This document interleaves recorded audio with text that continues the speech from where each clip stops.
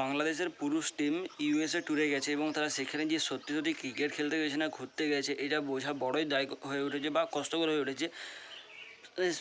ইউএসএর মতো টিম বাংলাদেশকে তাদের হোম সিরিজে ডেকে গুহারান হারাচ্ছে, পরপর দুটো ম্যাচ জিতে সিরিজও নিজেদের নামে করেই নিয়েছে ইউএসএ। এবং প্রথম ম্যাচ হারার পর লর্ড শান্তকে জিজ্ঞাসা করা হয় যে তোমার ব্যাটসম্যান বা তোমার বলারদের স্ট্র্যাটেজি কী, তারা কীভাবে প্রস্তুতি নিচ্ছে। তো সে বলে নাকি আমাদের ব্যাটাররা ভালোই প্রস্তুতি নিচ্ছে এবং পরের ম্যাচে না হয় ঠিকঠাক দেখা যাবে। তো পরের ম্যাচে যা দেখা গেল সেটা তো কল্পনাতীত হয়ে উঠেছে, কারণ ইউএসএ নিজে হয়তো ভাবেনি যে তারা বাংলাদেশকে হারিয়ে সিরিজ জিতে নেবে এবং বাংলাদেশ হয়তো নিজেরাও ইউএসএকে কোনো টিম বলে মনে করেনি বা সেরকম কোনো প্র্যাকটিস না করে ইউএসএ ট্যুরে চলে গিয়েছে এবং তার ফল হাতে না হাতে পেতে হচ্ছে। কাল ইউএসএ ভার্সেস বাংলাদেশের মধ্যে সেকেন্ড টি-20 ম্যাচ ছিল এবং সেকেন্ড টি-20 ম্যাচে বাংলাদেশ টসে জিতে বল করার সিদ্ধান্ত নেয়। ইউএসএ প্রথমে ব্যাট করতে নেমে 144 রান করে 6 উইকেট হারিয়ে, যেখানে Monank Patel 42 run, Aaron Jones 35 এবং স্টিভেন টেইলর 31 রান করে। বাংলাদেশের হয়ে রিশাদ হোসেন 21 রান দিয়ে 2 উইকেট নেয়, শরীফুল ইসলাম 29 রান দিয়ে 2 উইকেট এবং মুস্তাফিজুর রহমান 31 রান দিয়ে 2 উইকেট নেয়।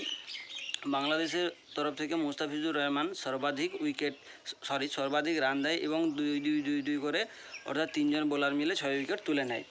এবারে 145 রান চেস করতে নামে বাংলাদেশ এবং বাংলাদেশের মতো টিমের কাছে 145 রান খুব বড় টার্গেট নয়, যে কোনো টিমের কাছেই 145 রান খুব বড় টার্গেট হওয়া উচিত না। কিন্তু ভাই বাংলাদেশ তো বাংলাদেশেই হয়, প্রথমে শুরুটা ভালো রকম করলেও তারপরে যে ধস নামে সেটা কল্পনাতীত হয়ে ওঠে বাংলাদেশের সমস্ত ফ্যানেদের জন্য। কারণ বাংলাদেশে প্রথমে ব্যাট করতে নেমে সর্বাধিক রান করে লর্ড শান্ত 36 এবং সে রান আউটের শিকার হয়। সাকিবুল হাসান 30 রান এবং তাহিদ হৃদয় 25 রান করে।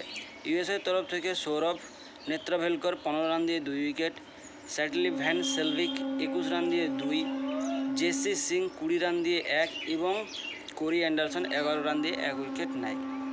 কালকে বাংলাদেশের তরফ থেকে কিছু লিজেন্ড প্লেয়ার বা লর্ড প্লেয়ারের পারফরম্যান্স যদি দেখতে যায়, সৌম্য সরকার 0, মাহমুদুল্লাহ রিয়াদ 3, জাকির আলী 4, রিশাদ হোসেন 9, তানজিম সাকিব 0, শরীফুল ইসলাম 1 এবং মুস্তাফিজুর রহমান 1 রানে নট আউট থাকে। বাংলাদেশ এইভাবে খেলছে, মাথার উপর টি-20 ওয়ার্ল্ড কাপ ঝুলছে এবং এরকম যদি পারফরম্যান্সে বাংলাদেশ দিতে মানে এইভাবেই যদি পারফরম্যান্স বাংলাদেশ ক্রিকেট টিম দিতে থাকে তো তাদের কিচ্ছু বলার নেই ভাই। কারণ বাংলাদেশ একটা ক্রিকেট টিম যারা নিজেদের ঘরের মাঠে রেখে আমাদের টিম ইন্ডিয়াকে হারিয়েছে, অস্ট্রেলিয়ার মতো টিমকে হারিয়েছে এবং তারা যদি ইউএসএর মতো টিমের কাছে হেরে যায় তো আর কি বলার আছে।